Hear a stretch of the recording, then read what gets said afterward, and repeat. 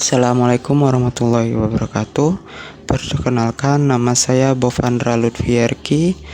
Di sini saya adalah mahasiswa perawat dari Stikes Baitur Rahim Jambi dari Prodi Nurse. Di sini saya akan melakukan tindakan batuk efektif. Batuk efektif itu sendiri yaitu metode batuk yang benar dan dapat menghemat energi sehingga dapat mengeluarkan dahak secara efektif.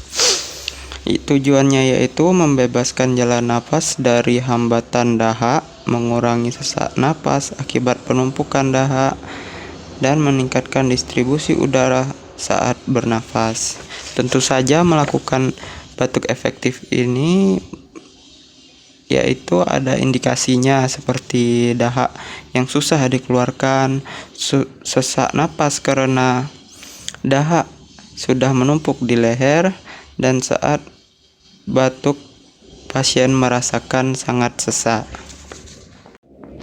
Alat yang digunakan saat melakukan batuk efektif yaitu ada sapu tangan, masker untuk perawat, handuk,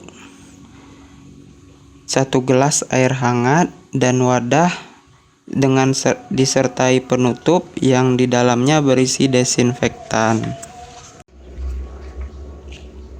Untuk pengaplikasian batuk efektif kepada pasien, seperti biasa, perawat melakukan inform consent terlebih dahulu kepada pasien maupun keluarga pasien.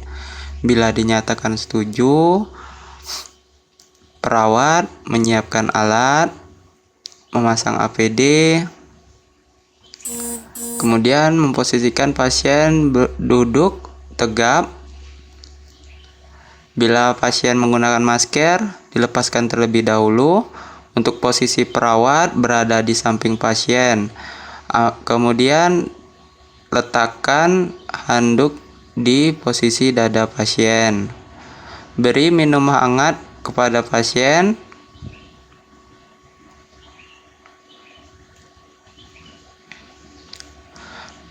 Kemudian ajak pasien untuk melakukan teknik napas dalam sampai 5 kali. Ditarikan terakhirnya, tahan 2 detik dan batukkan.